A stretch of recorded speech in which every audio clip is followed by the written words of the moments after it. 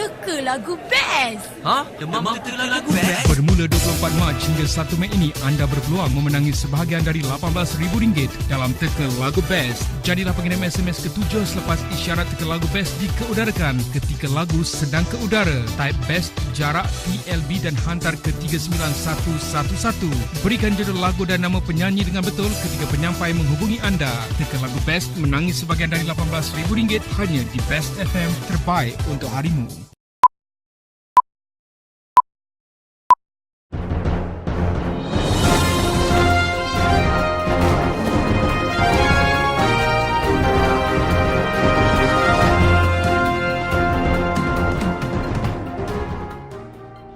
Antara paparan menarik dalam edisi Buletin Selatan 19 April 2015. Sultan Johor dan Permaisuri Johor berangkat ke jamuan teh bersama rakyat di Muar.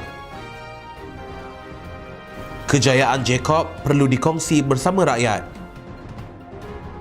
Pengawal keselamatan Amok tidak memiliki rekod jenayah dan negatif dadah.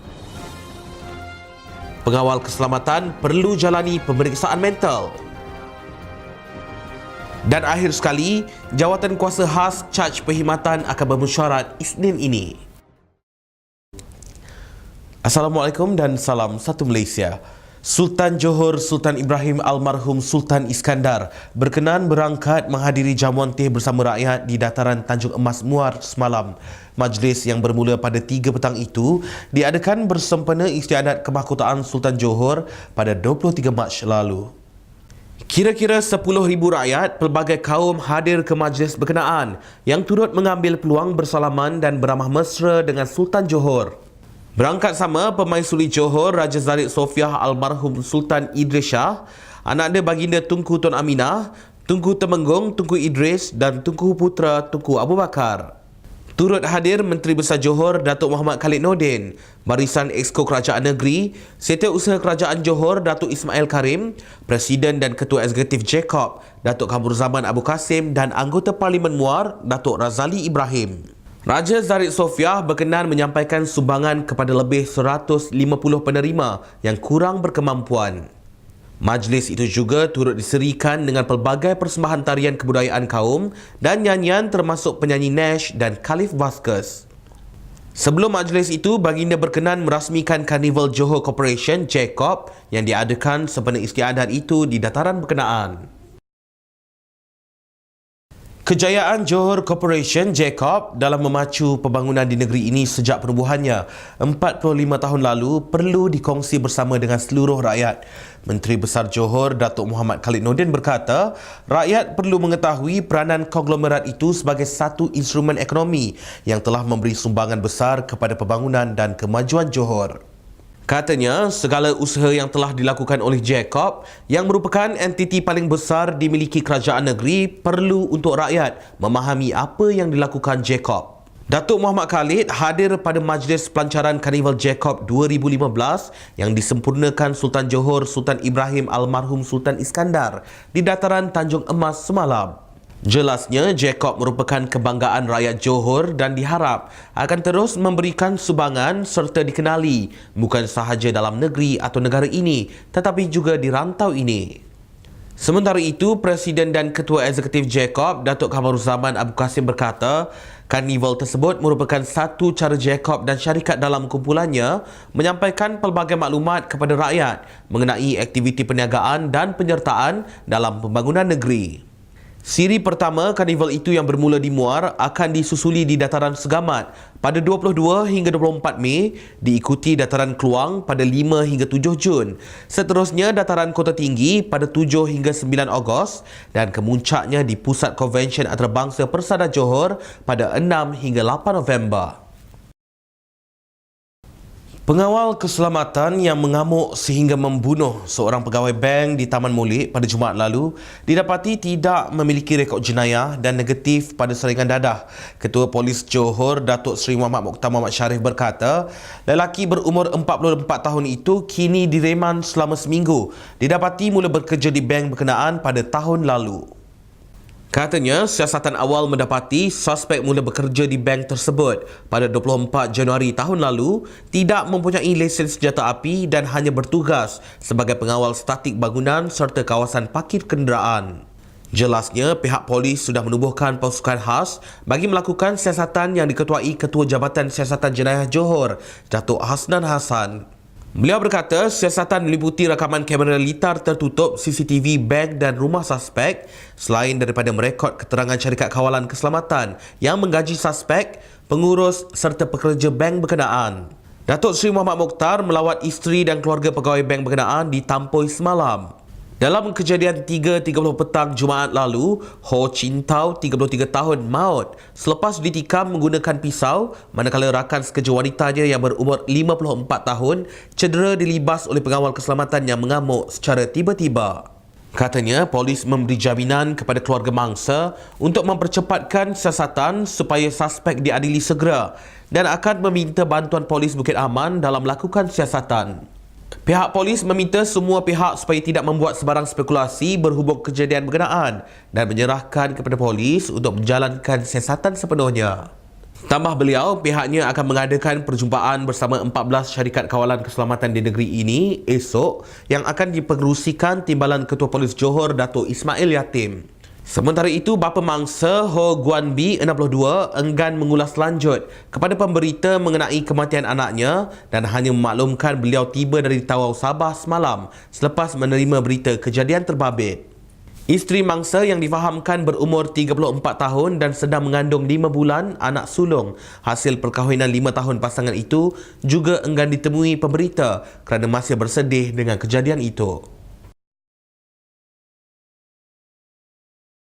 Syarikat Kawalan Keselamatan perlu memastikan pemeriksaan kesihatan pengawal mereka bukan hanya setakat fizikal tetapi juga turut menitik beratkan pemeriksaan mental dan emosi bagi mengelakkan sebarang kejadian yang tidak diingini.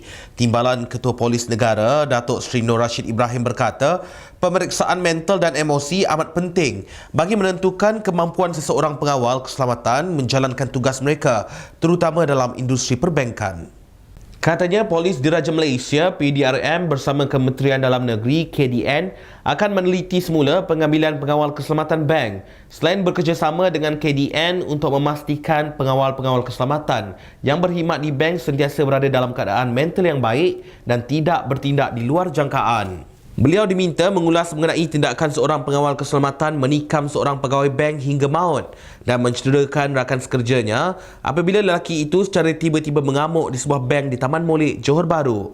Tambahnya, masalah emosi perlu diberi perhatian kerana ia merupakan kes kedua yang berlaku di negara ini. Sebelum ini, pada 23 Oktober 2013, seorang pegawai bank maut selepas ditembak di bahagian muka oleh pengawal keselamatan bank itu sendiri yang merompak bank berkenaan di Jalan USJ Central 2 Subang Jaya. Beliau berkata pihaknya memandang serius agar perkara ini tidak berulang lagi dan tindakan perlu diambil. Suspek telah ditahan di tempat kejadian dan siasatan lanjut masih diteruskan untuk mengetahui punca suspek bertindak sedemikian. Untuk paparan berita selanjutnya, kita kembali lagi selepas ini. Penggunaan baja Real Strong dimulakan pada awal pembangunan sehingga sekarang. Saya menggunakan baja Real Strong selama 3 tahun. Penghasilan yang tinggi, Hasilnya bertambah baik. Pilihlah baja biokimia Real Strong hari ini.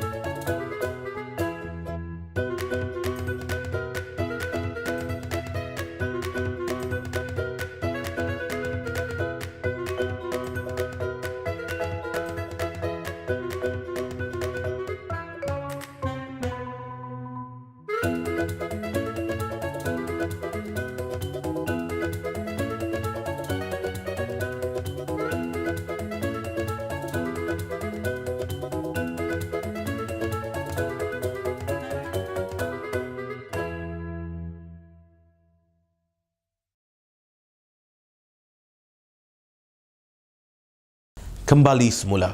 Landscape Malaysia menyasar untuk menanam 20,000 batang pokok hutan di seluruh negara bernilai kira-kira RM600,000 menerusi program Hutan Kita menjelang akhir tahun ini. Pengarah eksekutifnya Osman Sulaiman berkata, sehingga kini pihaknya berjaya menanam 10,000 pokok hutan melalui program berkenaan di beberapa negeri termasuk di Johor, Melaka, Selangor, Pulau Pinang, Kelantan dan juga Pahang. Beliau berkata antara pokok yang ditanam termasuk beruas, balau pasir, sekiat, pelong licin, mata pelanduk, kandis, kelat paya dan pupur. Jelasnya inisiatif yang dilaksanakan melalui peruntukan dari Unit Penyelarasan Pelaksanaan Jabatan Perdana Menteri bertujuan menyokong dan membantu usaha kerajaan, memelihara serta memperbanyak jaringan landscape semula jadi negara. Katanya Landscape Malaysia dijangka akan menyerahkan 5,000 pokok hutan untuk ditanam menerusi program Hutan Kita yang akan dilaksanakan Majlis Bandaraya Melaka Bersejarah MBMB secara berperingkat mulai tahun ini. Beliau berkata sehingga kini kira-kira sebanyak 75,000 batang pokok hutan telah berjaya ditanam di seluruh negara sejak 2009. Sementara itu, beliau berkata pihaknya kini turut memberi perhatian pada tanaman pokok perubatan melalui program Kebun Ramuan yang telah mula dilaksanakan di beberapa sekolah di negara ini sejak 2013. Beliau berkata program berkenaan bertujuan memupuk minat pelajar sekolah terhadap tanaman perubatan seperti halia, misai kucing, lengkuas, tongkat ali, mas cotek dan mahkota dewa sebagai tanaman landscape alternatif yang mampu menjana pendapatan. Jawatan Kuasa Caj Perkhidmatan yang ditubuhkan bagi mengkaji prosedur pelaksanaan caj perkhidmatan di negara ini akan mengadakan mesyuarat buat kali keempat esok. Ketua Setiausaha Kementerian Perdagangan Dalam Negeri, Koperasi dan Kepenggunaan KPDNKK, Datuk Seri Alias Ahmad berkata, masih banyak fasa perbincangan perlu dibuat untuk mencapai persetujuan kolektif daripada semua pihak. Beliau berkata jawatan kuasa melibatkan Kementerian Kewangan, Jabatan Kastam Diraja Malaysia, Kementerian Sumber Manusia serta Kementerian Pelancongan dan Kebudayaan perlu bagi membuat kajian mendalam kerana tiada undang-undang khusus atau agensi yang mengawal selia pelaksanaan caj perkhidmatan itu. Katanya penyelesaian caj perkhidmatan sangat rumit kerana ia sudah dilaksanakan sejak sekian lama di samping mengelakkan keputusan yang menggugat mana-mana pihak. Beliau berkata, 3 siri mesyuarat melibatkan jawatan kuasa berkenaan bersama wakil-wakil Persatuan Pengguna dan Pengusaha sebelum ini bagi mendapatkan maklum balas yang diterima dilihat tidak begitu positif, terutamanya daripada pihak peniaga. Menurut Datuk Seri Alias, buat masa ini pihak pengurusan hotel dan restoran telah diarah mempamerkan notis memaparkan caj perkhidmatan masing-masing untuk kemudahan pengguna. Jelasnya hanya pengusaha yang mempunyai perjanjian bersama dengan pekerja dibenarkan mengenakan caj perkhidmatan dan perkara tersebut masih dipantau dari semasa ke semasa. Sementara itu, KPDNKK telah menerima 10,822 aduan daripada pengguna di seluruh negara sejak sistem cukai barang dan perkhidmatan GST dilaksanakan pada 1 April lalu. Ketua Setiausahanya, Datuk Seri Alias Ahmad berkata, setakat 17 April, sejumlah 4,672 aduan dibuat menerusi portal e-aduan, manakala laman Facebook dan Twitter rasmi KPDNKK merekodkan 6,150 aduan.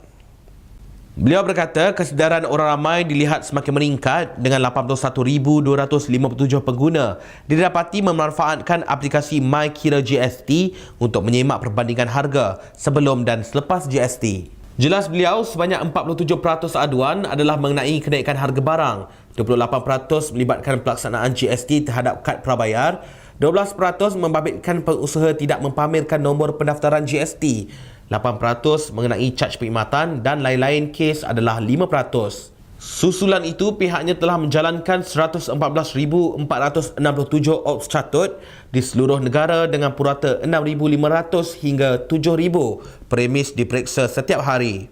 Katanya setakat ini KPDNKK telah mengeluarkan 614 notis di bawah Seksyen 21 Akta Kawalan Harga dan Anti Pencatutan 2011 kepada peniaga yang didapati menjual barang pada harga tidak munasabah. Sehingga kini, sejumlah 339 fail siasatan dibuka dengan 18 daripadanya telah lengkap dan akan diserahkan kepada Penjabat Peguam Negara untuk tindakan lanjut. Sekian sahaja untuk paparan edisi Buletin Selatan hari ini. Terus mengikuti perkembangan berita kami di www.tvselatan.com.my dan jangan lupa untuk #kawan awak. Salam takzim.